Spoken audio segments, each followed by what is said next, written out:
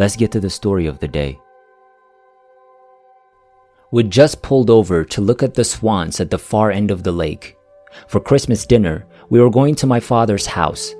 I hadn't talked to him in 4 years, and this was supposed to be the reconciliation dinner. My father had been diagnosed with cancer just 3 years after I'd lost my mother to cancer. It was time to let go of the past. With an engagement ring on my finger that I'd just received the day before, we were going to spend Christmas with my father and family. It was 2:46 p.m. at the time. A green and white Dodge truck was approaching the bend. "Oh my God," my fiancé said as he braked hard. The truck had crossed into our lane and collided with the concrete wall on our side of the road. I can still hear the metal scraping against the concrete. I can still see the truck lifting up, and I remember thinking that this was it, that my life was over. The truck would smash through the windshield. I swung around and rolled towards my fiancé. That, according to the doctors, is what saved my life. The airbag exploded and landed on my cheek. It felt like a kiss, I remember thinking. Everything came to a halt, only the hissing of the engine. When my fiancé asked if I was okay, I told him I thought I was. He got out of the truck and motioned for me to do the same. My one leg felt like it was on jello after turning in my seat towards the front of the vehicle. When I went to lift it, nothing happened except a swaying motion. My fiancé was insistent on moving me, but I refused because I suspected something was wrong. Passing motorists had stopped to see if we needed assistance at this point. She stood a good distance away from me, and I extended my hand to ask if she would hold my hand. I then asked her name. She told me, then went to find something to cover my legs. I was dressed up for Christmas dinner. I kept asking her for what was wrong with my leg, and she said it was fine and not to move. I recall the police and fire trucks arriving.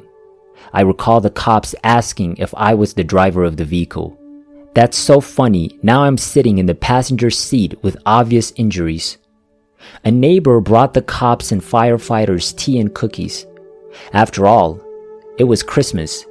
It took over an hour for the firemen to remove me from our truck.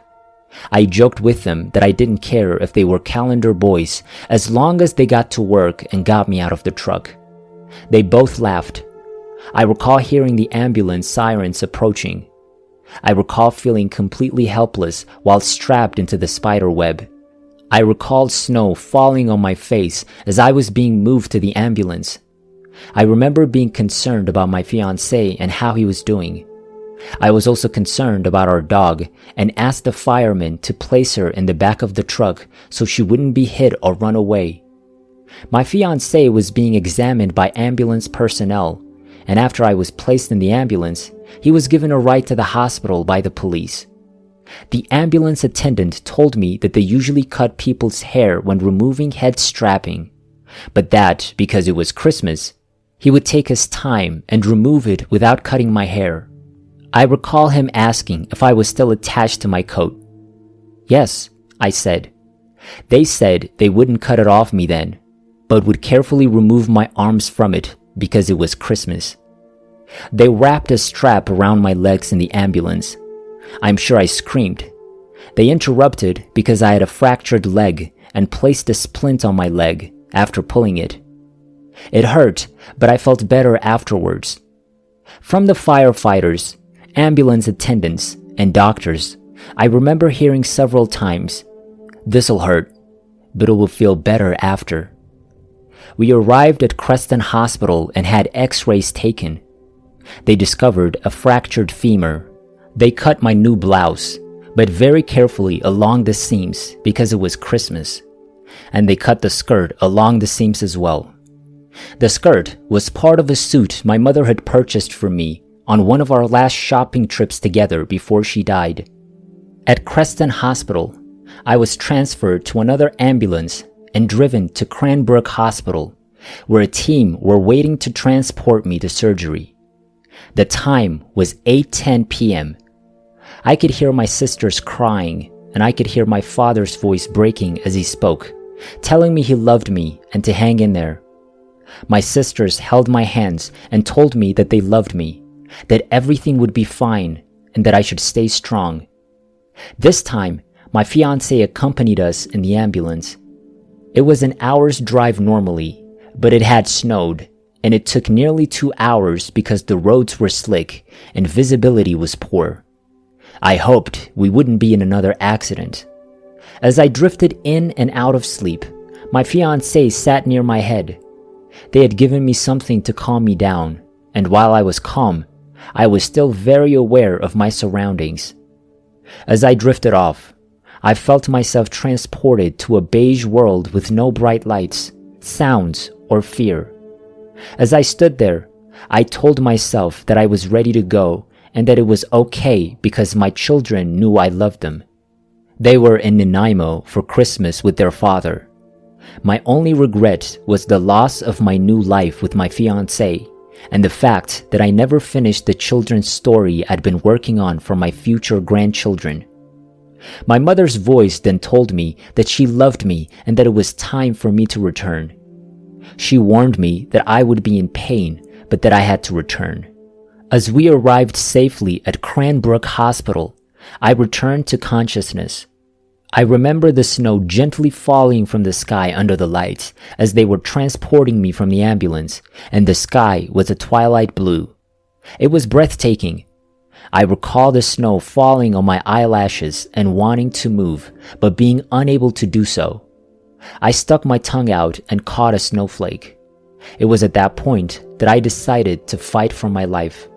I underwent surgery for a femur and tibia plateau fracture discovered on x-rays taken at Cranbrook. I was able to return home after spending 2 months recuperating in a nursing home and another 2 months with my daughter. Returning to this house seemed surreal. When I looked around, I noticed that some Christmas decorations remained. I looked at the wall on my house with fresh eyes, wondering who put this place together. I felt disconnected, different. My goals became extremely important, such as returning to school and walking down the aisle with a cane on August 20th.